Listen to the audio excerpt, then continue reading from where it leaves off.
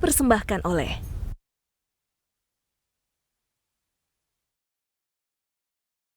Pemirsa, saya Rati Aulia kembali menjumpai Anda di program BUMN Menjawab. Tema kita kali ini transformasi perusahaan umum pengangkutan penumpang Jakarta atau Perum PPD dalam menjaga kepercayaan publik. Acara ini berlangsung dengan menerapkan protokol kesehatan penanganan COVID-19 dan program ini merupakan kerjasama JPM TV dan BUMN Track.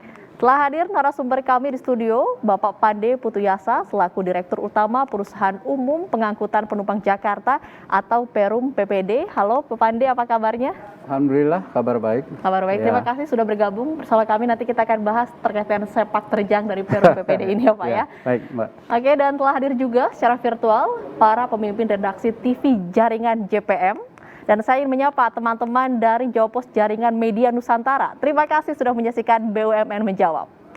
Pemirsa, Perusahaan Umum Pengangkutan Penumpang Jakarta atau Perum PPD sudah dikenal sejak tahun 1920.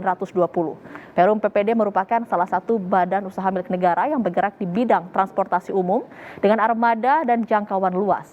Berbagai transformasi sudah dilakukan serta berbagai torehan positif untuk negeri juga tercatat sepanjang perjalanan. Sebelum berbincang, kita simak satu paket informasi tentang transformasi Perum PPD menjaga kepercayaan publik berikut ini.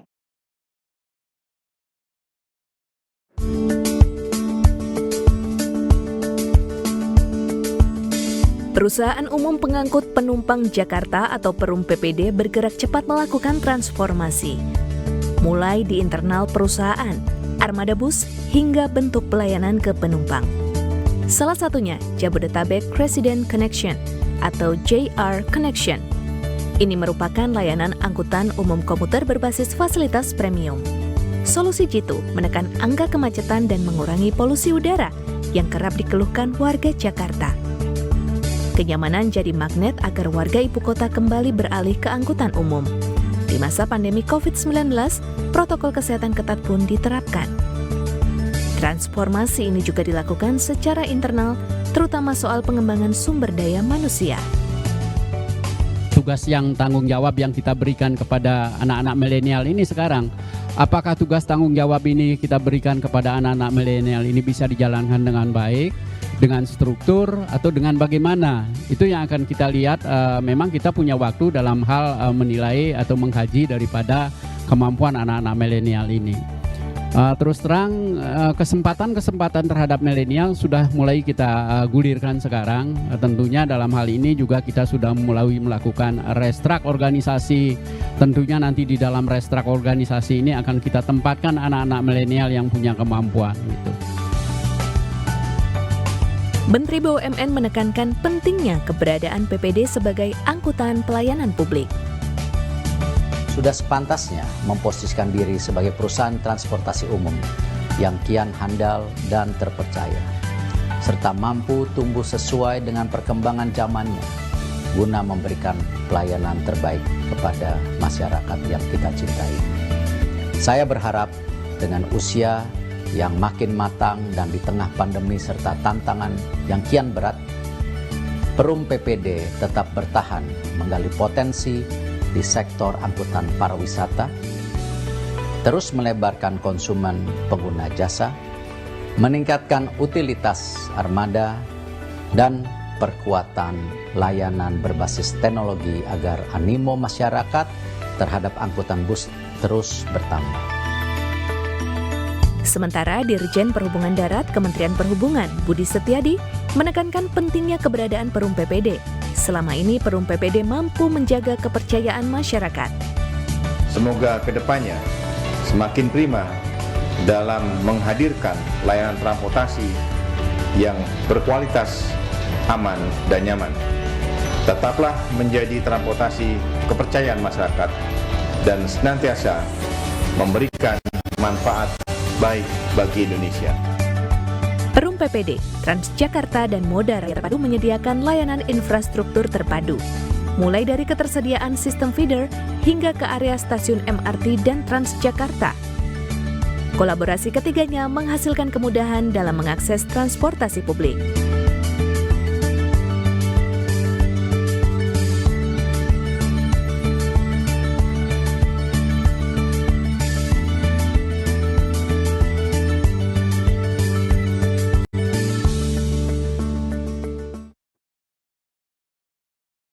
Setelah melihat paket informasi terkait transformasi Perum PPD menjaga kepercayaan publik, langsung saja kita berbincang dengan Bapak Pande Putuyasa, Direktur Utama Perum PPD. Halo Pak Pande. Halo Mbak. Kabar baik ya Pak? Alhamdulillah baik-baik saja. Oke. Bapak, di awal perbincangan ini bisa Bapak jelaskan kepada saya dan juga pemirsa sekalian apa yang menjadi ruang lingkup dari PPD ini? Sekarang ruang lingkup PPD ini kan adalah melayani jasa angkutan lah kepada masyarakat. Memang selama ini orang hanya tahu bahwa PPD akan ada di DKI Jakarta saja. Perlu diketahui juga PPD juga sebenarnya sudah bergerak untuk di Jabodetabek. Sekarang kita lagi berupaya juga untuk memberikan layanan-layanan kepada masyarakat yang berbasis di perumahan-perumahan seperti itu. Oke. Kemudian apa yang menjadi visi dan misi tugas utama dari Perum PPD ini dalam melayani masyarakat, Pak? Kalau bicara visi ya, dari mulai lahirnya PPD ini memang mempunyai visi kan sebagai stabilisator dan dinamisator angkutan yang ada di DKI Jakarta pada saat itu. Nah, seiring waktu saya lihat visi itu sudah agak relevan lagi sekarang dipergunakan. Sehingga kita merubah visi itu menjadi jasa angkutan transportasi yang handal, terintegrasi dan berwawasan lingkungan. Ini seiring juga dengan dengan perkembangan teknologi yang ada. Nah, makanya kita ambil visi itu sekarang mengarah kepada ke sana. Oke, kemudian apa yang menjadi tugas utama PPD dalam melayani masyarakat, Pak? Ya, tugas utamanya adalah tetap memberikan layanan yang prima. Ya, mungkin di visi itu udah jelas. Jelas handal dalam arti ini selama ini kan banyak sekali kita lihat ada angkutan umum yang terjadi mogok di jalan seperti itu. Nah, handalnya PPD itu sekarang di sini kita memberikan kepuasan kepada pelanggan itu melalui layanan yang ada. Kita menjamin bahwa pelanggan kita akan sampai tepat pada waktunya seperti itu. Itu merupakan bagian daripada serangkaian daripada visi kita sebenarnya. Oke, baik. Berdiri sejak 1920 nih, apa saja transformasi yang telah dilakukan oleh Perum PPD dan sepanjang itu Pak perjalanannya? Kita kalau lihat ke belakang ya, kita dulu kan memang menjalankan bus ini dengan jumlah armada yang 345 awalnya itu. Nah, apa aja sih yang dilakukan PPD selama ini? Kita banyak sekali melakukan perubahan-perubahan. Yang tadinya angkutan kita itu berbasis bayar mempergunakan uang, sekarang sudah tidak lagi mempergunakan uang, berbasis cashless sekarang. Terus kedua, kita juga berbasis teknologi juga, sudah kita sesuai arahan Menteri BUMN, kita coba sekarang mengemas angkutan ini basisnya teknologi. Artinya di setiap bus itu kami bisa men-tracking pergerakan daripada bus-bus itu. Kami bisa. Terus perilaku daripada awak bus kita bisa monitor juga seperti itu. Itu beberapa transformasi di bidang armadanya yang kita lakukan. Transformasi yang kedua, kita melakukan juga terhadap generasi-generasi milenial ini. Perlu diketahui juga sekarang karyawan PPD ini hampir 90%-nya itu milenial. Jadi mereka punya kesempatan yang sangat terbuka sekali untuk mengembangkan daripada angkutan-angkutan yang ada di DKI Jakarta sekarang ini. Oke, baik. Terima kasih Pak Pande. Nanti kita akan berbincang kembali. Sejak awal didirikannya Perum PPD telah mengalami pasang surut. Perusahaan pelat merah ini berhasil bangkit dengan menjalankan transformasi. Apa saja catatan transformasi yang sudah dilakukan? Tetaplah di BUMN Menjawab.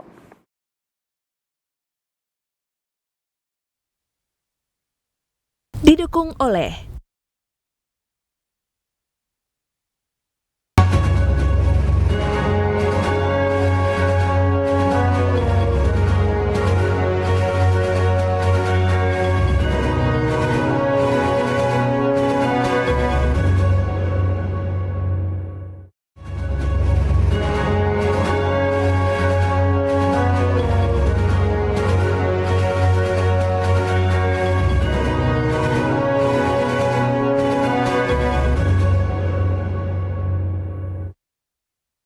dipersembahkan oleh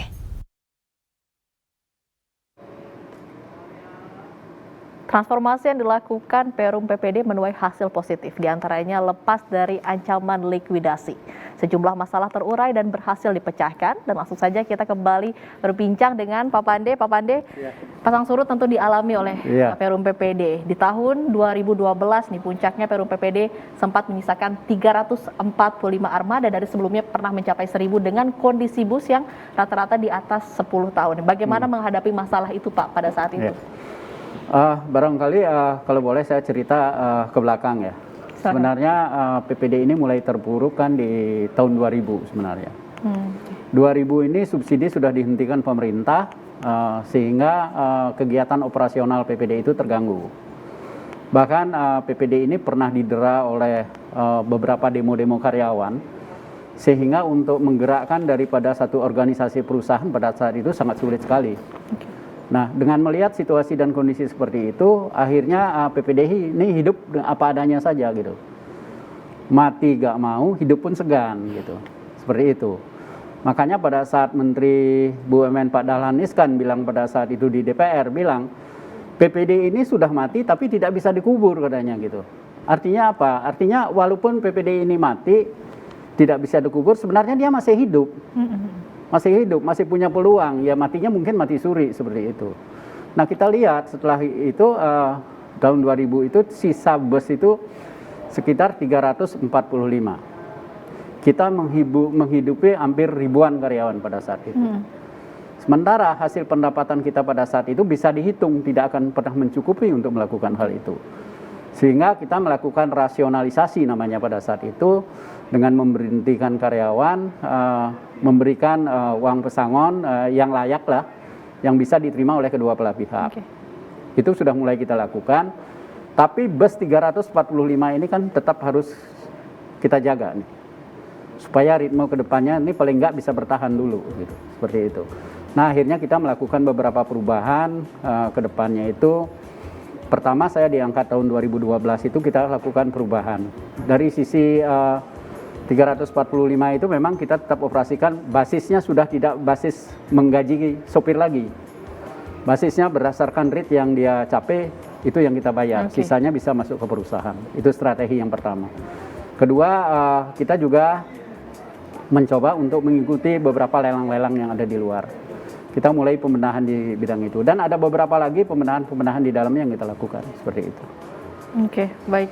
Nah, tadi Bapak sempat bilang pemerintah sempat menghentikan subsidi. Mungkin itu salah satu faktornya. Apakah ada faktor lain selain faktor itu, Pak? Kalau kita melihat sih ada sejenis mismanagement ya. Mismanagement di PPD itu sangat dominan sekali gitu. Kalau kita melihat selama ini kehidupan PPD itu ibaratnya hanya disusui aja terus, disusui. Butuh apa dikasih, butuh apa dikasih. Pada saat kebutuhannya itu di stop, dia sendiri tidak bisa hidup, tidak bisa bertahan. Itu yang menyebabkan akhirnya PPD itu sangat-sangat terpuruk, tidak ada solusi lain. Akhirnya mengambil langkah-langkah yang dengan cara menjual aset yang tidak menyelesaikan masalah sebenarnya seperti itu. Tapi tidak melakukan ekspansi daripada bisnis. Bisnis hanya didiamkan aja seperti itu. Penumpang ada nggak? Penumpang ada, karena satu-satunya angkutan yang ada pada saat itu adalah PPD. Karena belum ada alternatif. Iya, karena belum ada alternatif gitu kan. Mungkin kalau sekarang kita tampilkan bus-bus bobrok itu mungkin orang nggak ada yang naik kan, nggak ada yang naik. Tapi pada saat itu mau nggak mau dia harus pergunakan itu. Kalau nggak ada itu ya dia nggak akan sampai di tempat kerjanya seperti itu. Nah di 2000 itulah dihentikan subsidi. Mulai dari sana PPD itu sudah kalang kabut lah. Seperti itu. Jadi dari tahun itu sudah mulai kalang kabut, dari tahun 2000, puncaknya di 2012. Nah kemudian kapan kembali muncul dan berkembangnya kembali PPD itu, apa sih Pak yang menjadi strateginya? Alhamdulillah saya di PPD itu memang diangkat sebagai direksi PPD 2012. Di masa-masa kritis itu ya Pak? Sangat-sangat kritis pada saat itu. Ibaratnya kalau kita istirahat aja susah, Mbak. Susah untuk dapat istirahat. Kita berpikir kalau didiamkan PPD ini seperti ini, alamat laut juga, karyawannya juga diberhentikan tanpa pesangon juga. Kita hidup pun agak susah seperti itu. Maka dari itu strategi pertama yang kita lakukan di 2012 itu, kita memberhentikan seluruh driver yang ada saat itu. Kita lakukan rasionalisasi pegawai namanya. Tentu itu bukan keputusan yang mudah ya Pak? Itu tidak mudah dan itu banyak teror, Mbak. Udah pasti banyak teror. Kita berhentikan tapi dengan satu catatan, mereka bisa bekerja kembali kepada PPD dengan mempergunakan metode yang baru. Dengan pola manajemen yang baru. Seperti itu kita lakukan. Itu sudah terus kita lakukan, alhamdulillah 2012 saya diangkat, 2013 alhamdulillah PPD itu untung di 156 juta rupiah. Oke. Artinya seluruh hak-hak karyawan itu bisa kita selesaikan pada saat itu. Memang kunci daripada transformasinya PPD pada saat itu adalah pembenahan di manajemennya, itu yang menjadi concern kita. Kedua, melakukan transformasi di bidang SDM, itu yang kita lakukan. Oke, baik. Ya. Terima kasih, Pak. Transformasi menjadi langkah untuk mempercepat pertumbuhan di Perum PPD. Di antaranya terobosan bisnis sebagai penyedia dan pengoperasian puluhan unit armada bus gandeng di koridor Transjakarta Busway. Di segmen selanjutnya kita akan membahas ini. Tetaplah bersama kami. Didukung oleh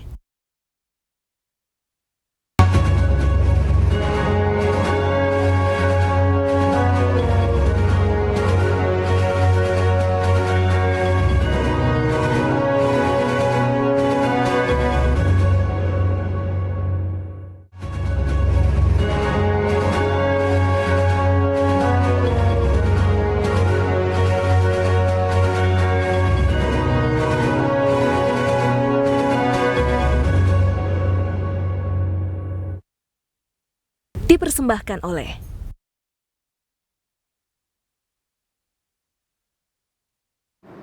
Anda masih bersama BUMN Menjawab, bersama saya Ratih Aulia dan narasumber kami Bapak Pande Putuyasa, Direktur Utama Perusahaan Umum Pengangkutan Penumpang Jakarta atau Perum PPD.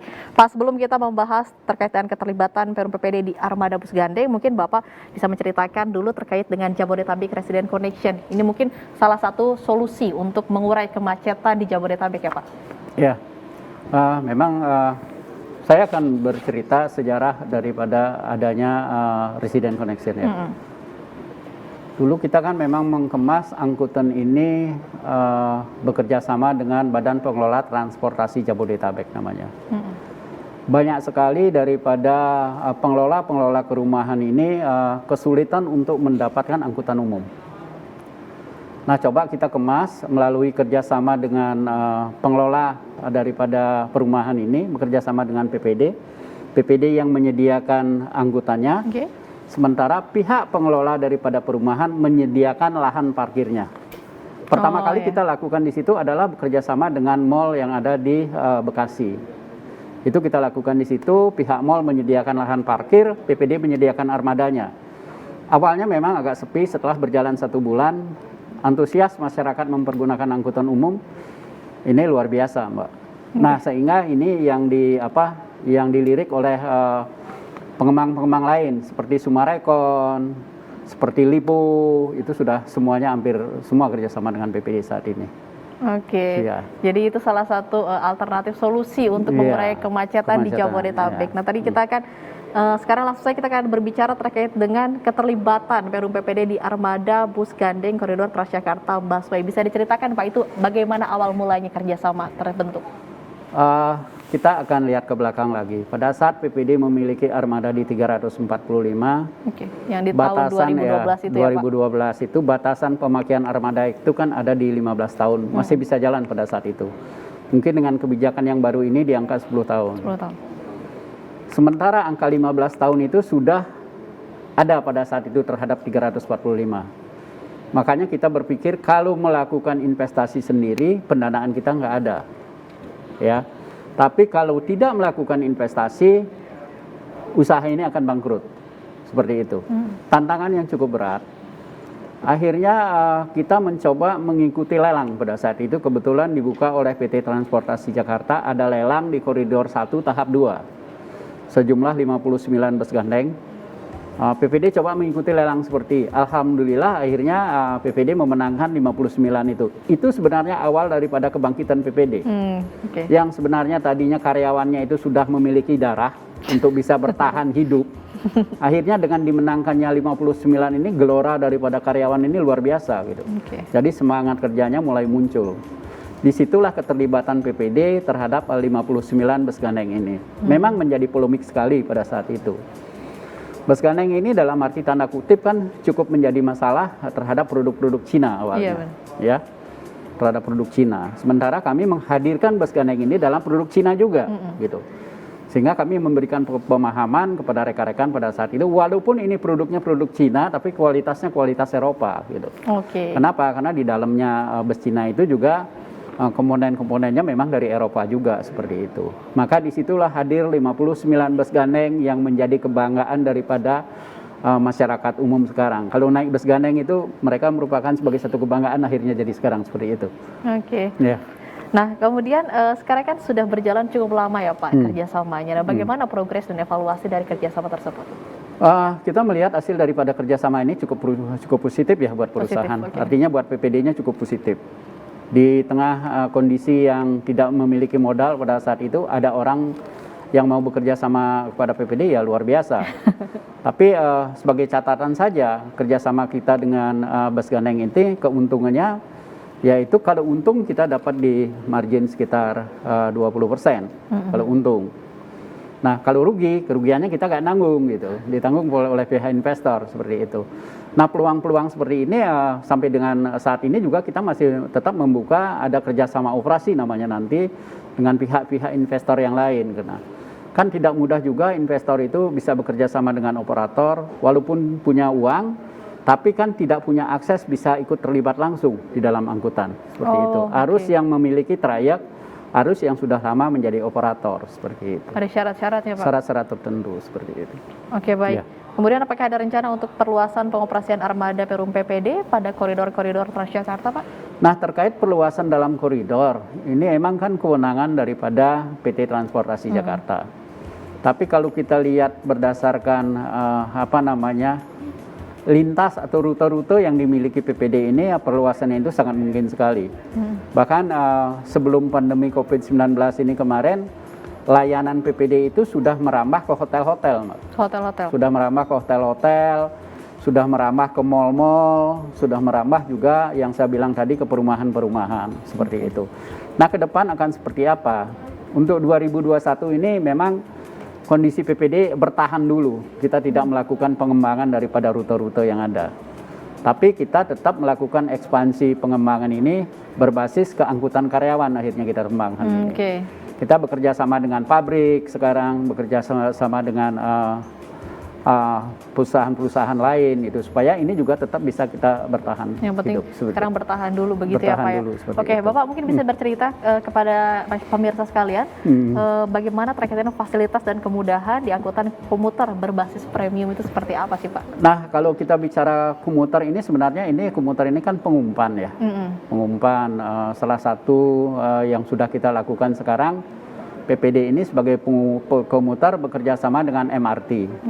MRT yang berada di Lebak Bulus. Artinya penumpang yang datang dari terminal kita drop di MRT gitu kan. Nanti di MRT dia turun, dia bisa melanjutkan perjalanan menggunakan MRT. Itu integrasi jadinya Mak di dalamnya itu integrasi. Begitu juga di tempat-tempat lain seperti itu yang kita lakukan. Oke, tapi premium begitu ya Pak? Premium, itu basisnya premium, artinya premium kenapa? Di dalam bus itu kita ada beberapa fasilitas yang bisa dinikmati. Ada CCTV-nya, ada Wi-Fi-nya di dalamnya. Udah itu juga penumpang bisa mempergunakan kebutuhan listrik terhadap alat komunikasinya dia. Itu kita sediakan di dalam bus. Terus ada reclining seat. Jadi penumpang merasa nyaman mempergunakan angkutan premium ini. Oke, baik. Terima kasih Pak. Transformasi di Perum PPD tidak berhenti sebagai penyedia dan pengoperasian armada bus gandeng di koridor Transjakarta Busway. Mereka juga mengalihkan armada ke bus listrik. Sesaat lagi di BUMN Menjawab. Didukung oleh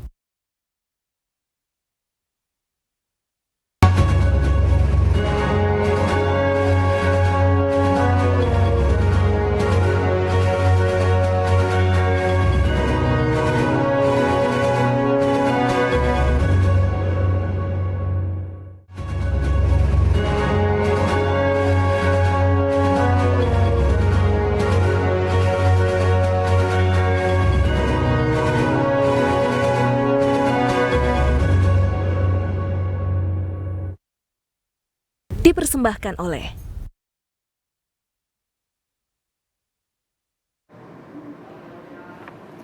Tahun 2021, Perusahaan Umum Pengangkutan Penumpang Jakarta Perum PPD mengalihkan armadanya dari bahan bakar konvensional ke angkutan umum bermotor listrik berbasis baterai atau bus listrik. Nah, kita langsung saja membahasnya dengan Pak Pande. Pak Pande nih, menjadi era baru bus listrik. Apa pertimbangan Perum PPD mengeluarkan bus listrik ini? Sebenarnya sih ini bukan pertimbangan PPD saja. Kalau kita lihat kan dari sisi regulasi pemerintah mengharuskan nanti ke depannya ini semua kendaraan umum itu kan harus berbasis listrik. Kita melihat peluang ini sebagai satu kesempatan juga buat PPD untuk mengembangkan angkutan yang berbasis listrik seperti ini. Sehingga beberapa agen pemilik merek kemarin sudah bekerja sama dengan kita dalam arti nanti akan melakukan peremajaan daripada angkutan PPD ini berbasis bus listrik. Pertimbangan kita apa? Seperti itu. Pertama memang sebagai satu bentuk keharusan dari pemerintah.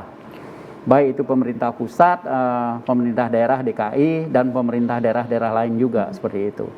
Nah, PPD tidak mau ketinggalan dalam hal ini, sehingga peluang itu benar-benar kita sambut, kita coba implementasikan di lapangan seperti itu. Itu dasar-dasar pertimbangan kita kenapa kita beralih ke bus listrik. Karena memang di samping itu juga nanti bus listrik ini kan kalau kita lihat memang dari sisi investasi dia agak lebih tinggi. Lebih tinggi. Tapi kalau untuk jangka panjangnya dia akan menjadi lebih murah. Kenapa gitu kan? Harga listrik mungkin akan lebih murah dibandingkan dengan harga solar. Terus polusi udara juga mungkin akan berkurang. Kenyamanan mempergunakan kendaraan listrik ini juga mungkin akan lebih nyaman nanti. Kita akan melihatnya seperti kesana nanti seperti itu. Oke. Apakah Perum PPD sendiri dalam pengadaan bus listrik ini menggandeng mitra atau swasta, Pak, untuk bekerja sama? Kita tetap menggandeng pihak investor untuk melakukan kerjasama dengan PPD ini. Bahkan saat ini sudah terbuka hampir ada 4 investor yang berminat bekerja sama dengan PPD. Ini kita membuat membuka kesempatan ini kepada seluruh investor untuk bisa melakukan kerjasama dengan PPD seperti itu. Karena kalau PPD sendiri melakukan investasi ya biayanya juga cukup tinggi. Bisa dibayangkan satu bus listrik berkisar antara 5 miliar. Kalau kita belikan satu bus konvensional mungkin kita bisa dapat 3 seperti itu kan. Nah seperti itu pertimbangan kita sebenarnya. Uji coba bus listrik pertama dilakukan di Bali ya Pak pada 2019. Mungkin bisa diceritakan sedikit apa alasan memilih Bali? Alasan kita di Bali kenapa tidak di Jakarta gitu. Sebenarnya di Jakarta ini kan sudah ada juga penggerak daripada angkutan bus listrik ini adalah PT Transportasi Jakarta. Kita melihat dari sisi pariwisata pertama. Pariwisata kita lihat Bali ini kan menjadi satu objek pariwisata yang sudah mendunia. Ya. Kita tahu sendiri di Bali sendiri kita lihat tidak ada angkutan umum yang benar-benar nyaman bisa dipergunakan oleh wisatawan ini. Makanya keputusan kita pada saat itu kita melihat kebijakan daripada Pemprov Bali pada saat itu sudah keluar pergub yang menyangkut kebijakan bus listrik.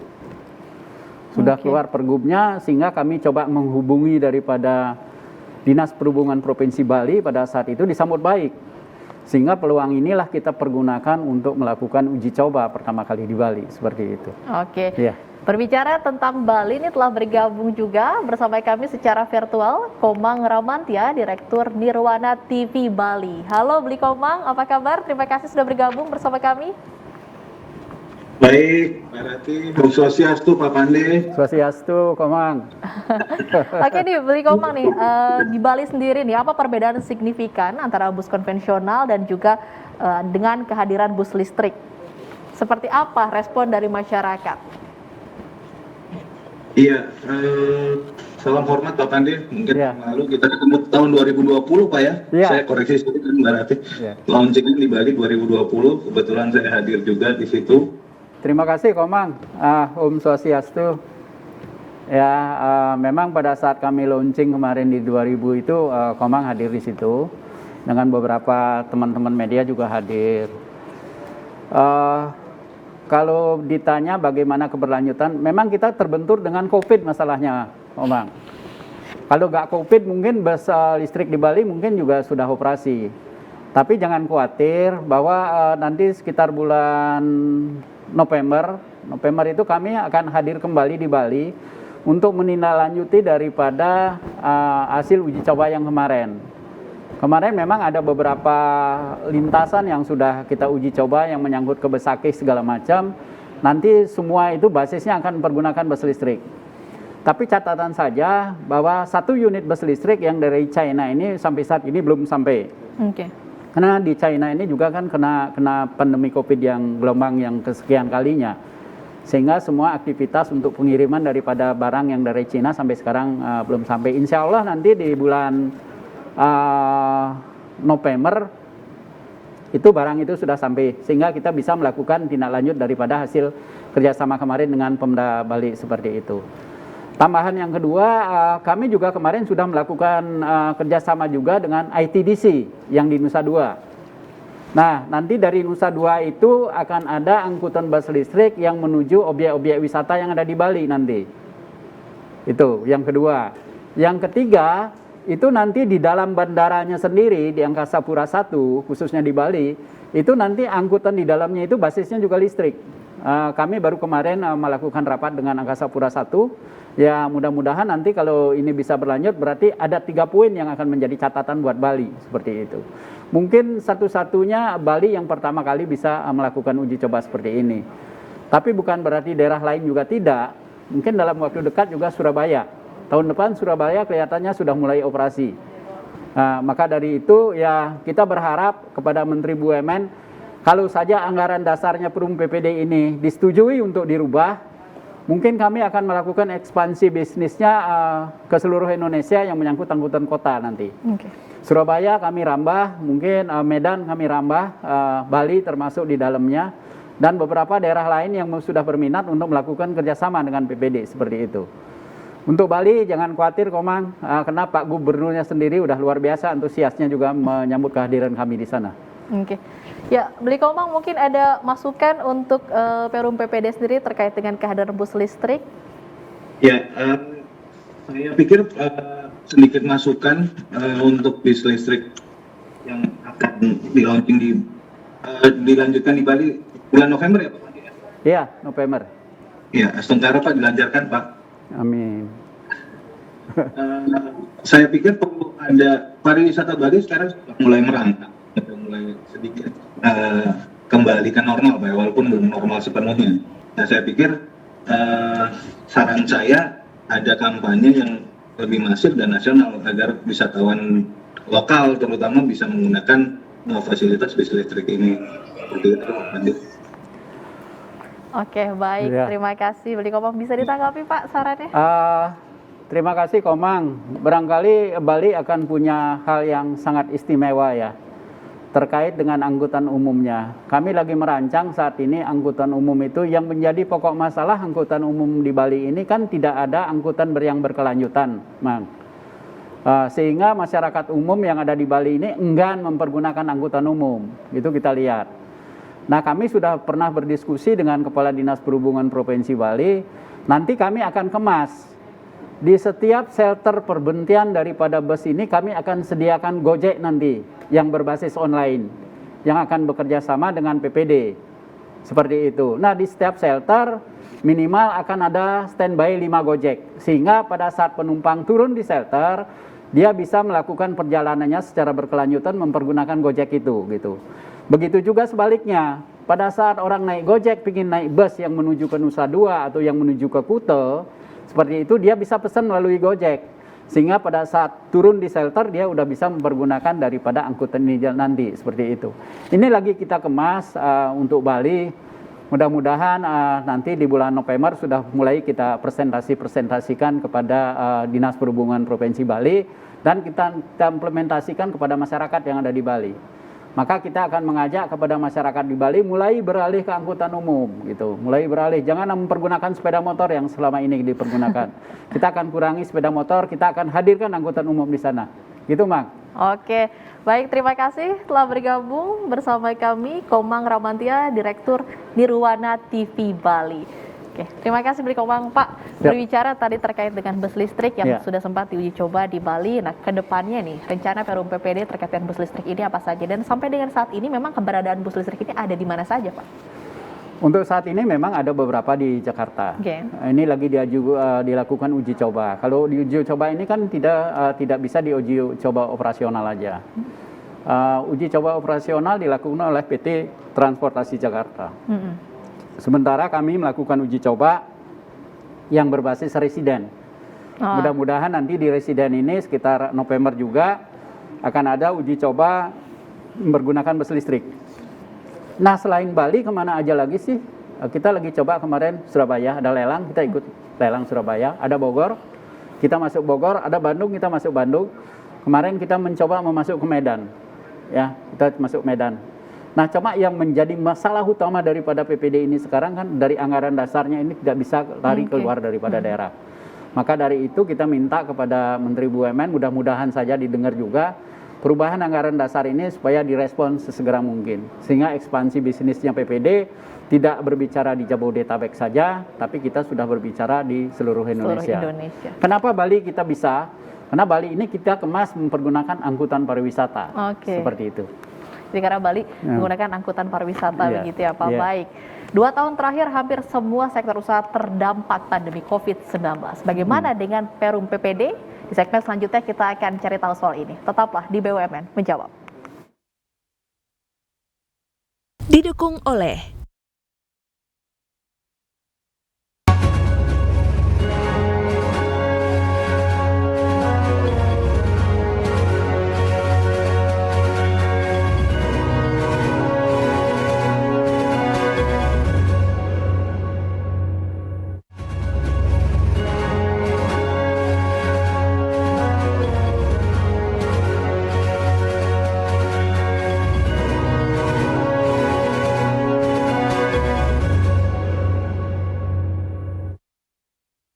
dipersembahkan oleh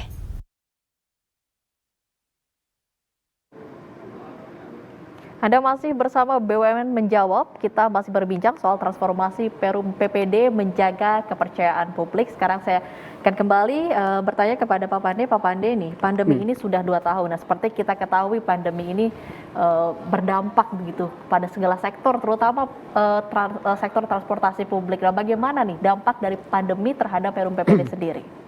Oke, kita semua tahu Mbak sebenarnya. Kalau di situasi kondisi COVID seperti ini, hampir semua sektor transportasi itu bangkrut ya. Sangat drastis turunnya. Kita lihat beberapa BUMN plat merah yang bergerak di transportasi bahkan sangat terpuruk sekali. Tapi alhamdulillah PPD sampai dengan saat ini yang kita jaga adalah pertama, PPD tidak melakukan PHK terhadap karyawannya. Itu yang kami jaga benar. Yang kedua, kami juga menjaga supaya hak-hak karyawan ini dalam bentuk gaji dan lain-lain ini bisa tetap terbayarkan setiap bulan.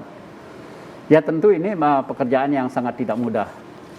Operasional kami sekarang di masa COVID-19 ini sudah memasuki di angka 66%. 66% saat 60% ini Pak? Saat ini. Dari 100% yang di kondisi normal, sekarang ini baru di angka 66%. Artinya 36% ini masih belum teraih. Nah, tapi semua kewajiban kami kepada karyawan, alhamdulillah masih bisa kami bayarkan dengan baik. Yang paling kami jaga adalah supaya tidak terjadinya PHK aja, itu kami jaga. Oke, yang paling dijaga adalah agar tidak terjadinya PHK. Tentu ini tidak mudah bagi Perum PPD. Apa kebijakan yang dikeluarkan sehingga masih bisa bertahan pada situasi pandemi saat ini? Peluang-peluang seperti itu, kebijakan yang kami lakukan pertama adalah melakukan efisiensi di dalam perusahaan sendiri. Ya, itu adalah kunci utama di dalam menyelamatkan perusahaan. Kedua, basis angkutan kami sekarang seperti kami sampaikan di awal tadi, tidak saja mengacu kepada angkutan berbasis orang yang ada di Jabodetabek, tapi kami sudah melakukan basis angkutan orang yang berbasis daripada angkutan karyawan. Nah, ini kami lakukan kerjasama dengan pihak pabrik-pabrik. Ini juga menunjang daripada menunjang daripada pendapatan kami. Ketiga, kami punya media iklan namanya dalam bus. Nah, media iklan ini juga sebagai satu pendapatan tambahan bagi kami. Sehingga dari beberapa sektor itu yang bisa menunjang daripada pendapatan kami untuk membayarkan hak-hak karyawan seperti itu. Oke, jadi strategi dan kebijakan-kebijakan sebagai jurus untuk menyelamatkan Perum PPD telah dikeluarkan. Nah, kemudian berbicara tentang Perum PPD tentu merupakan transportasi umum nih. Masyarakat khawatir Pak naik transportasi umum di kala pandemi. Bagaimana dengan penerapan protokol kesehatannya? Sebenarnya masyarakat nggak usah khawatir lah naik angkutan umum. Seringkali kita dengar kadang-kadang naik angkutan umum itu sangat riskan sekali dengan COVID-19. Tapi perlu, mungkin pertama kali yang hadir di dalam protokol kesehatan itu adalah PPD yang paling pertama hadir. Kita canangkan itu waktu itu di Mall Bekasi, kita canangkan kita ada pembagian masker gratis, ada penyemprotan disinfektan kepada seluruh armada kita. Dan itu masih berlanjut sampai sekarang. Dan pramudi-pramudi kami juga secara rutin melakukan tes antigen, seperti itu. Sehingga penumpang nggak perlu khawatir, karena penumpang kami prokesnya juga tetap kami lakukan, pergunakan sarung tangan, masker tetap berjalan, kendaraan kalau beroperasi kita semprotkan dengan disinfektan semuanya. Begitu juga kalau dia pulang kita semprotkan lagi dan kita bersihkan. Jadi nggak usah khawatir kalau naik angkutan umum, saya yakin bisa lebih terjamin kesehatannya, bisa terhindar dari COVID-19 sepanjang kita sama-sama bisa menjaga daripada prokes, seperti itu. Oke, jadi tidak perlu khawatir untuk naik angkutan umum karena protokol kesehatannya juga terus dijaga, apalagi oleh Perum PPD ini ya Pak ya. Oke. Angkutan transportasi umum bersaing ketat dengan berbagai jenis transportasi lainnya. Di Jabodetabek, berbagai transportasi publik menawarkan layanan dan kemudahan. Bagaimana cara Perum PPD untuk menarik masyarakat menggunakan transportasi umum? Tetaplah bersama kami. Didukung oleh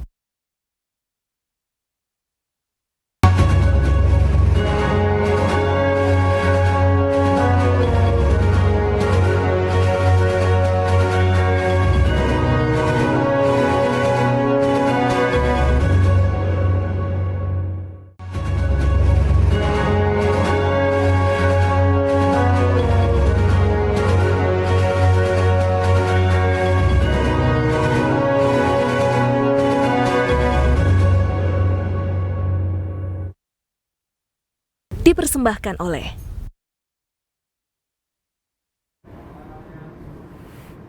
Kita memasuki segmen terakhir program BUMN Menjawab, masih bersama narasumber kami, Bapak Pande Putuyasa, Direktur Utama Perusahaan Umum Pengangkutan Penumpang Jakarta Perum PPD.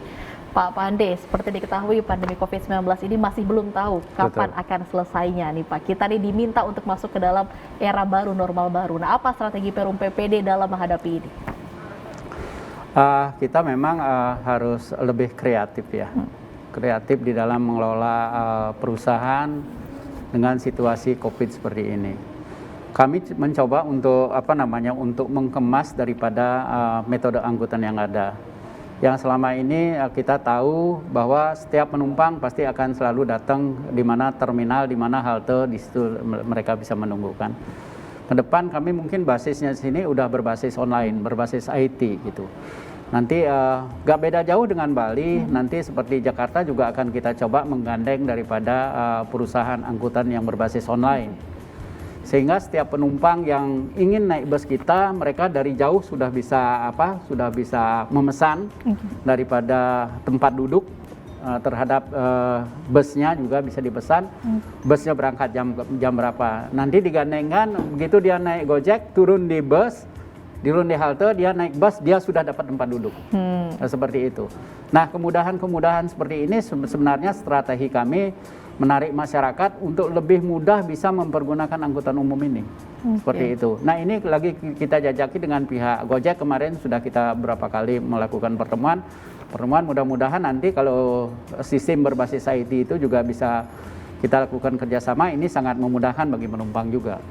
Itu strategi kami yang pertama di dalam kondisi COVID seperti ini. Strategi kami kedua memang di dalam bus itu nanti kan memang ada Wi-Fi. Wi-Fi-nya itu juga di dalam Wi-Fi juga nanti akan ada iklannya. Sehingga iklan itu juga merupakan sebagai bentuk pendapatan juga buat kami untuk tetap bisa bertahan seperti itu.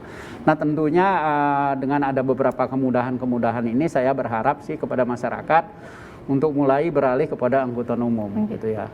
Nah, di angkutan umum ini kan sekarang sudah begitu nyaman. Seperti saya informasikan tadi, busnya sudah reclining seat, pengemudinya juga sopan, itu protokol kesehatan dijalankan dengan baik, itu kan bentuk strategi-strategi yang kita berikan kepada masyarakat supaya masyarakat itu mulai memahami bahwa angkutan umum ini ternyata nyaman seperti itu. Itu yang pertama. Kedua, ketiga bisa kami memberikan ketepatan waktu. Artinya penjadwalan bus kami itu kalau dalam 30 menit, umpamanya berangkat jam 8, jam 8 itu ada penumpang, nggak ada penumpang, armada kami harus berangkat. Tetap berangkat. Nggak boleh nunggu penumpang, tetap berangkat. ketiga, kami bisa memberikan kenyamanan seperti apa lagi? Kalau ada barang yang tertinggal di dalam bus, saya yakin itu bisa kembali kepada penumpang lagi, tidak akan hilang seperti itu. Baik. Ya. Itu tadi strategi yang Bapak ungkapkan dalam menghadapi era baru pandemi COVID-19. Kemudian bagaimana nih Pak cara mengajak generasi milenial atau misalnya generasi yang produktif nih untuk beralih dari angkutan pribadi ke angkutan umum? Nah, yang menjadi masalah sekarang di angkutan umum ini kan image orang gitu, image orang. Image milenial ini bahwa angkutan umum ini kumuh, nunggu terlalu lama gitu kan. Dia sering seperti itu. Sementara kita tahu sekarang milenial ini kan pola pikirnya udah berpola pikir berbasis IT dia ke depan kan, berbasis teknologi. Maka itulah strategi kami yang kami sampaikan tadi. Karena dia pola pikirnya adalah pola pikir berbasis teknologi, maka armadanya juga kita siapkan armada yang berbasis teknologi. Mau gak mau, dia suka gak suka ya, dia akan mempergunakan angkutan umum. Berikutnya adalah yang saya sampaikan juga tadi, orang itu enggak naik angkutan umum seperti apa gitu, berdesak-desakan dalam bus. Benar sekali Pak. Ya, tapi saya jamin kalau naik bus PPD gak ada berdesak-desakan dan gak ada penumpang yang berdiri. Semua dijamin duduk. Kalau ada penumpang sampai disuruh berdiri, laporkan saja pada call centernya PPD, pasti ada tindakannya, pasti seperti itu. Jadi yang kami jual di PPD ini adalah kenyamanan. Anak-anak milenial ini kan senang nyaman, dia duduk di dalam bus, dia juga bisa mempergunakan gadgetnya dia, kan seperti itu. Ini juga fasilitas seperti ini udah kami siapkan juga seperti itu. Nah, itu cara kami mengajak milenial ini supaya beralih kepada angkutan umum, tidak lagi mempergunakan kendaraan sendiri-sendiri seperti itu. Kehadiran bus listrik juga kan pas sebagai solusi ya untuk menghindari masalah polusi begitu. Apakah ini sebagai salah satu daya tarik agar menarik generasi milenial yang saat ini juga kan lebih sadar akan masalah lingkungan gitu Pak? Yang menjadi kunci utama daripada kehadiran bus listrik ini kan kita semua tahu kondisi lingkungan udara kita sangat buruk sekali. Apalagi ada yang di Jakarta ini sangat buruk sekali. Kita berharap sih dengan kehadiran bus listrik merupakan sebagai satu jawaban untuk mengurangi polusi udara, itu dulu. Kedua, kepada generasi milenial dengan adanya bus listrik ini kan sesuai dengan harapan mereka. Mereka ingin mendapat angkutan yang lebih nyaman, yang lebih tidak berisik gitu. Angkutan listrik ini tidak berisik dan tidak ada suara gitu. Jadi mereka cukup nyaman bisa di situ seperti itu. Ketiga, mungkin nanti kita akan pikirkan juga dari sisi tarif. Dari sisi tarif ini kan pasti akan lebih mudah dia, lebih murah. Kenapa? Karena daya beli listrik kita kan juga nggak semahal kita membeli solar. Tidak semahal kita membeli gas, seperti itu. Ini cukup murah. Mudah-mudahan nanti pihak PLN bisa memberikan tarif angkutan listrik ini per kWh-nya itu kan cukup di angka Rp700, seperti itu. Kelebihannya atau kekurangannya nanti itu kan tanggung jawab dari pemerintah. Karena pada saat ini aja kita mempergunakan solar ini juga disubsidi oleh pemerintah kan seperti itu. Jadi sebagai investasi jangka panjang jangka juga panjangnya begitu, ya, seperti Pak? itu. Ya, kita harapkan seperti itu. Saya yakin anak-anak milenial dengan berbasis bus listrik nanti ke depan, saya yakin anak-anak ini akan beralih mempergunakan angkutan. Terakhir Pak, apakah Bapak bisa menyampaikan pesan nih untuk pengguna transportasi umum di kala pandemi ini dan untuk pemirsa sekalian di rumah? Ya, saya menghimbau kepada seluruh masyarakat yang mempergunakan angkutan umum. Pertama, tetap jaga protokol kesehatan, ikuti semua ketentuan dan aturan-aturan yang ada. Itu tujuannya adalah untuk kesehatan kita bersama, gitu ya. Kedua, gak usah merasa khawatir, nah angkutan umum ini akan terdampak daripada COVID. Insya Allah pramudi-pramudi kami ini semua sudah melakukan vaksinasi dan rutin melakukan tes antigen juga. Demikian juga untuk kendaraannya juga tetap kita jaga kebersihannya, seperti itu. Saya mengimbau kepada masyarakat umum, gak usah khawatir naik angkutan umum, ayo pergunakan angkutan umum sebagai solusi untuk menghindari kemacetan, seperti itu. Baik, terima kasih Pak Pandi atas kehadirannya. Demikian kebersamaan kami di program BUMN Menjawab. Terima kasih untuk Bapak Pande Putuyasa, Direktur Utama Perusahaan Umum Pengangkutan Penumpang Jakarta Perum PPD yang sudah hadir di studio JPM TV. Terima kasih Pak, sekali lagi terima kasih banyak. Ya. Terima kasih juga untuk para pimpinan redaksi TV Jaringan JPM yang sudah bergabung bersama kami serta teman-teman dari Jopos Jaringan Media Nusantara. Terima kasih sudah menyaksikan BUMN Menjawab. Acara ini dipersembahkan oleh JPM TV dan BUMN Track. Saya Rati Aulia undur diri, terima kasih.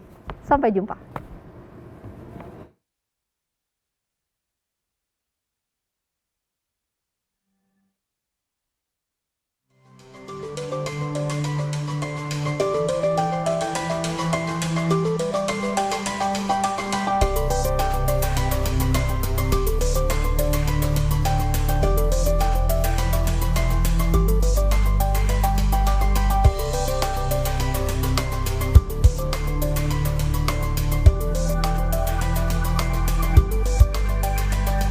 Didukung oleh